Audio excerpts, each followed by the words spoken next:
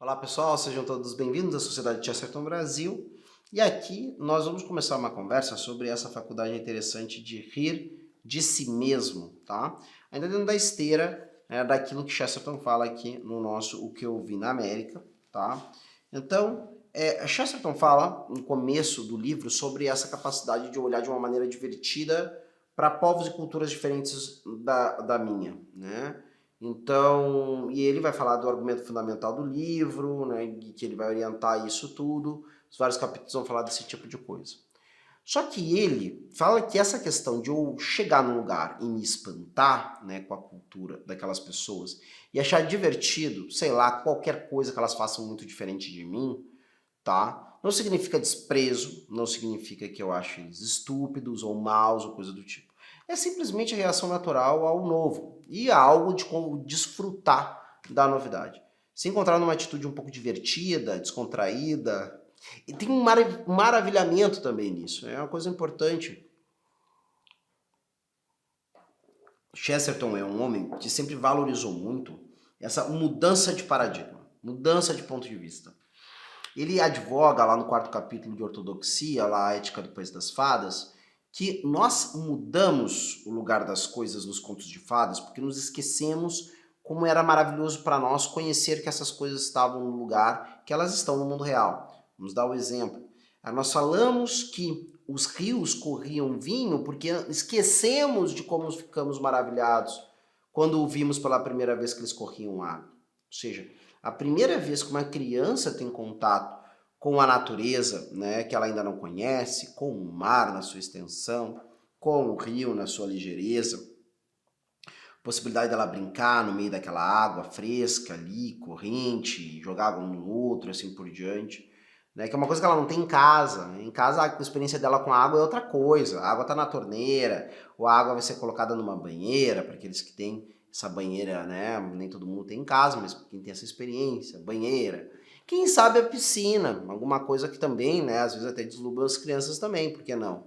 É um grande tanque de água que ela pode mergulhar, pode brincar e assim por diante.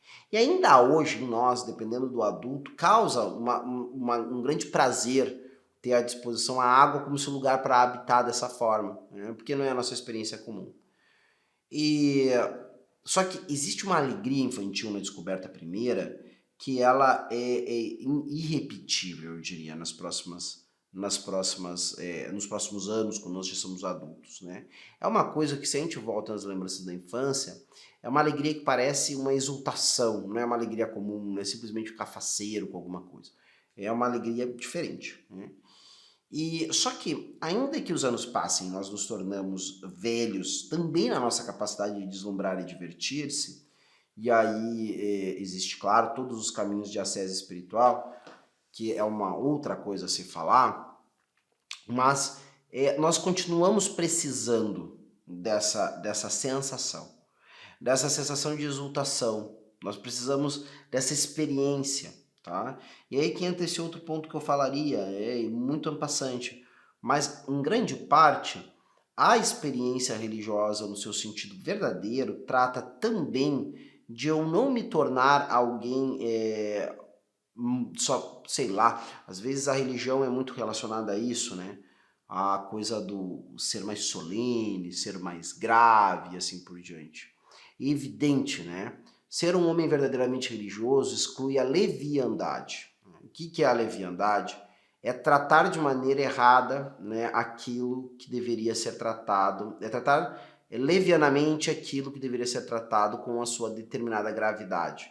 E gravidade não é cara fechada. Às vezes, em alguns lugares, pode pedir uma cara fechada.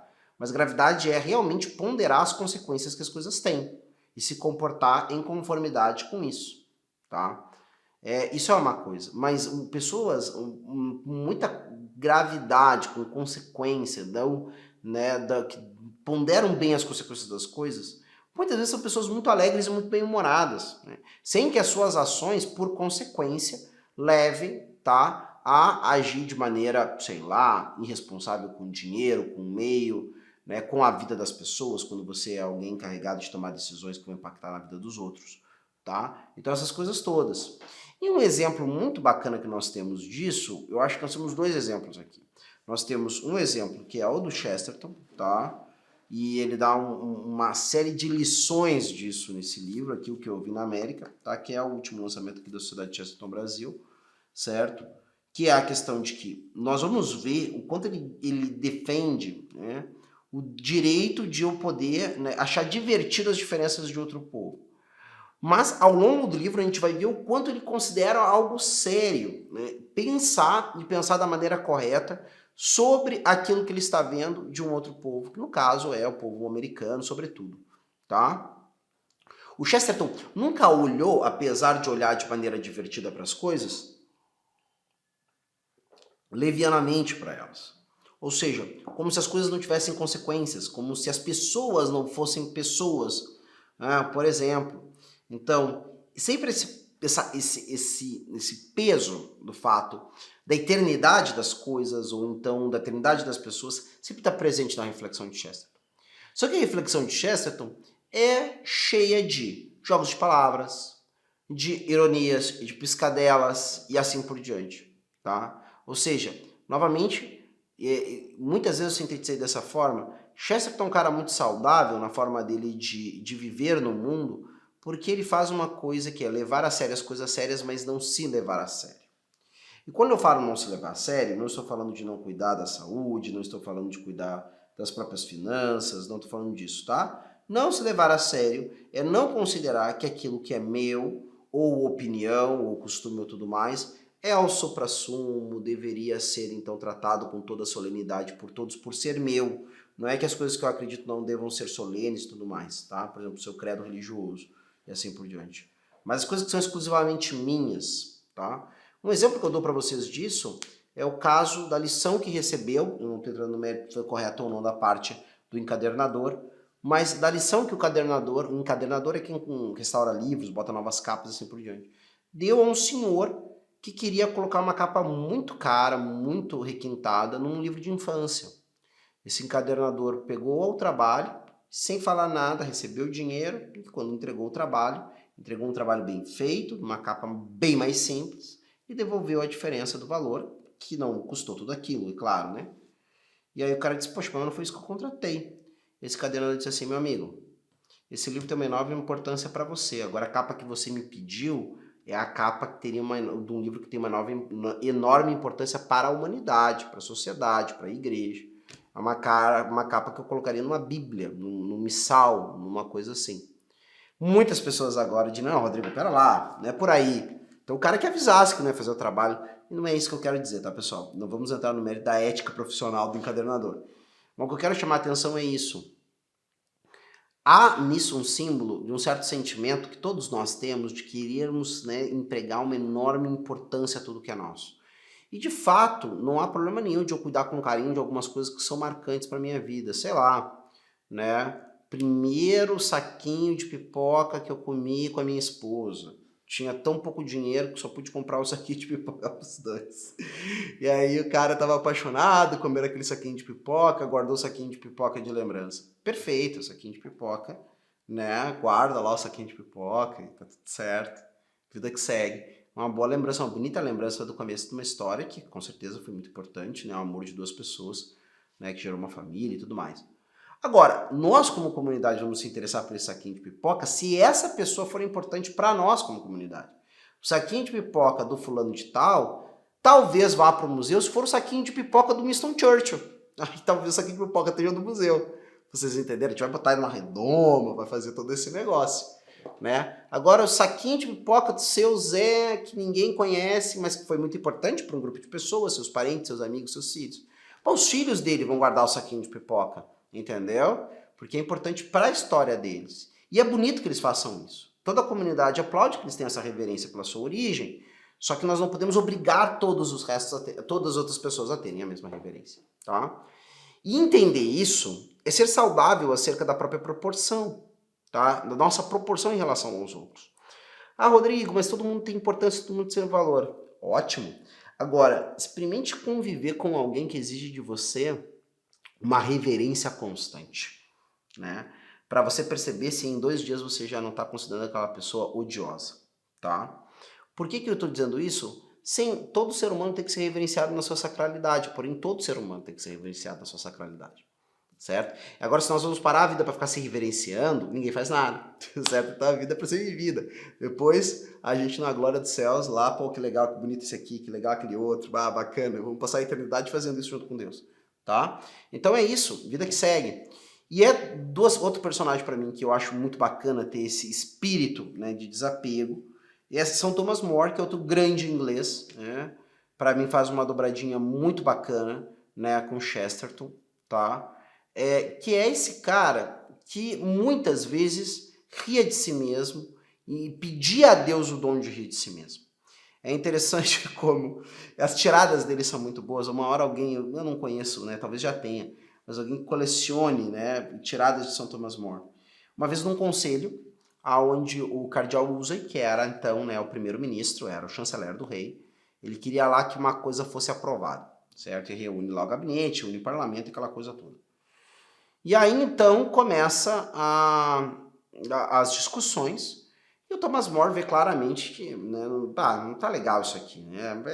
É bem aquela coisa que vai favorecer só o cardeal e tudo mais, mas não é um negócio que vai ser bom pro reino, não é um negócio que vai ser bom para ninguém, vai ser bom para ele. E aí ele dá contra, não, olha, por isso, por aquilo, aqui nós temos essas contas, aqui temos isso aqui, o cardeal tá fazendo, talvez seja até com boa intenção, mas não é prudente, vamos para cá e vamos para lá. E ele consegue tão eloquentemente discursar que as pessoas que estão preocupadas, né, em puxar o saco do cardeal Wolsey, certo? Não conseguem dar um argumento, fica aquele constrangimento. Todo mundo está acertado que vamos puxar o saco do chefe, todo mundo está acertado que vamos puxar o saco do chefe. Mas o Thomas More é aquele cara desagradável que ele vai lá, né, maravilhosamente desagradável, e diz assim, não galera, 2 e 2 é 4. Tudo bem, né? Pode ser, nosso chefe pode estar muito bem intencionado, tá querendo dizer que 2 mais 2 é 5,6, porque talvez ali, né, se for 4, o cálculo ali da gurizada tá toda errada, então vamos ter que desfazer tudo e fazer de novo, mas é 4, né? E quero ver quem é que vai argumentar aqui que 2 mais 2 é... E quero ver provar. Ninguém vai poder provar que 2 mais 2 é 4, todo mundo constrangido, o chefe louco de raiva, né? E ninguém pode contrariar a realidade. Numa situação dessa, então o cardeal Wolsey vai lá e chega pro More e diz assim, Master More, que decepção, um senhor, um homem, né, tão inteligente, discordando de gente tão inteligente, tão sábia, como é que o senhor consegue ser tão tolo?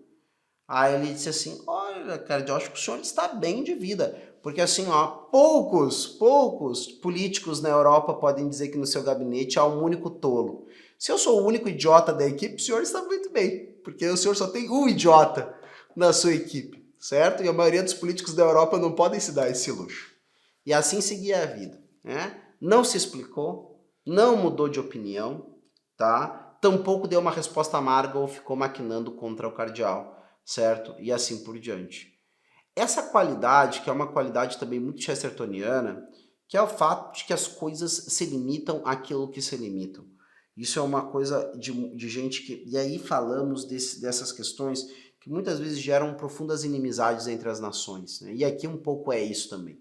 Chesterton está olhando, né, para a América, e não é só Chesterton que olha para os americanos, mas é em algum grau a Inglaterra que olha para os Estados Unidos, né? É um povo olhando para o outro aqui. Em algum grau existe uma alegoria disso. E o que acontece? Thomas More poderia levar aquelas questões para os mais diversos lugares. Ele poderia considerar que ele tinha um dever pessoal, de, por exemplo, né, ser um inimigo, ou maquinar contra o cardeal Wolsey, ou qualquer coisa do tipo. Mas entendam, nada disso seria dever. Tudo isso seria porque ele tem uma profunda antipatia pelo cardeal, coisa que eu vale. Tá?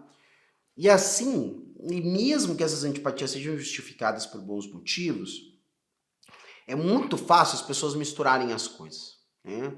É muito fácil as pessoas misturarem a defesa da verdade, misturarem, né, o seu trabalho em favor de uma boa causa, com o fato de acharem que tem que viver numa situação de inimizade ou mesmo até de truculência com alguém. Tá? E a gente tem isso em mais de um contexto, mas Chesterton nos dá um exemplo maravilhoso de como ele não fazia as coisas assim. Assim como o More, terminada a discussão, né, e tendo feito o que ele queria fazer, porque entendam isso, mais do que Thomas More querer ganhar a discussão, ou convencer os seus colegas de gabinete de que o que o Woolsey, o cardeal Woolsey, o chanceler queria era equivocado, ele queria cumprir o seu papel, o seu dever, o seu fato de consciência, que era lembrar aqueles meus colegas de coisas que eram importantes para a matéria. O que eles iam fazer disso é outra história. O More não pretendia reformar o mundo, né, ou ser o justiceiro que vai lá matar, né, todos os inimigos da verdade. O More procurava fazer aquilo que ele tinha que fazer escrupulosamente, né, fielmente, melhor dizendo, tá? E eu acho que isso é uma coisa muito importante para nós quando nós olhamos. Só que é o seguinte, muito importante para nós quando nós olhamos para a nossa atuação no meio das coisas. Só que a gente não vai conseguir isso se a gente se levar a sério demais, tá? Se você se levar a sério demais, toda vez que um colega, no direito justo dele, de discordar de você, discorda, você vai começar a misturar a sua defesa do que você considera correto com antipatias pessoais. Por quê? Porque foi, né, colocaram o teu santo nome em vão. Como ele ousa discordar, ou como ele não foi meu amigo porque ele discordou. Aí eu começo a criar motivos pessoais para o cara ter discordado de mim. Às vezes o cara tem um bom argumento, ou às vezes o cara está equivocado, mas de fato ele acredita que aquilo ali é um argumento correto. Não tem nada a ver com você. Ele não falou aquilo porque acha você mais bonito ou mais feio, mais alto ou mais baixo, coisa que eu valho. Certo? E o Chesterton nos mostra que ele vivia isso dessa forma nas grandes amizades que ele tinha com pessoas que discordavam dele e ele discordava delas absurdamente.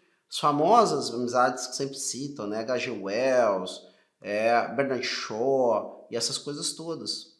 Chesterton discordava dessas pessoas, algumas vezes, né, como outro dia desse eu vi a expressão, achei bacana, eviscerava elas nos seus discursos, ou seja, detonava essas pessoas nos seus discursos, mas, ao fim, né, acabado o argumento, acabada a conversa, se encampava a situação de amizade, se encampava a situação, né, normal que deve existir entre as pessoas. As ideias, elas são para serem acolhidas, debatidas, combatidas ou refutadas. As pessoas são sempre para serem amadas, né? O que eu faço em relação ao meu inimigo? Ama, né? Em relação às ideias dele, bom, aí são as ideias. São ideias ruins, despreza e demonstra, né? São ideias boas, adere a elas, né? Se estão na dúvida, bom, é o foro de cada um. Ideias que são dúbias ou opináveis, cada um vê o que faz com elas. Mas a pessoa não. Amar o próximo não é uma opção, né, em relação ao que o cara concorda ou discorda de mim. Tá do mesmo lado do palanque ou não tá. O inimigo ou amigo, pelo menos na chave de leitura cristã de mundo, é sempre para ser amado porque é pessoa. Né? Eu sempre vou amar porque é pessoa. Rodrigo, isso significa passar a mão na cabeça para os crimes? Evidente que não. Né? Rodrigo, isso significa não impor a justa pena que merece por algum crime que cometeu? Evidente que não. Significa passar, né, pano? Evidente que não. Significa ser cúmplice numa mentira? Evidente que não. Né? Não podemos nunca ser aquele que é assim, né? Aos meus inimigos a lei, certo? E aos meus amigos, né? Bom, daí todo o resto, favor, compreensão, essas coisas todas, tá? Vou ficando por aqui, pessoal, para não estender mais nossa conversa. É algo breve, algum detalhe, para instigar vocês também a conhecerem essa nova obra aqui, né, lançada pela Sociedade de Chesterton Brasil. Se você ainda não curtiu esse vídeo, não deixe de curtir, também compartilhar com quem você sabe que gosta desse conteúdo, se inscrever no canal e marcar o sininho. Eu vou ficando por aqui, até a próxima, tchau, tchau.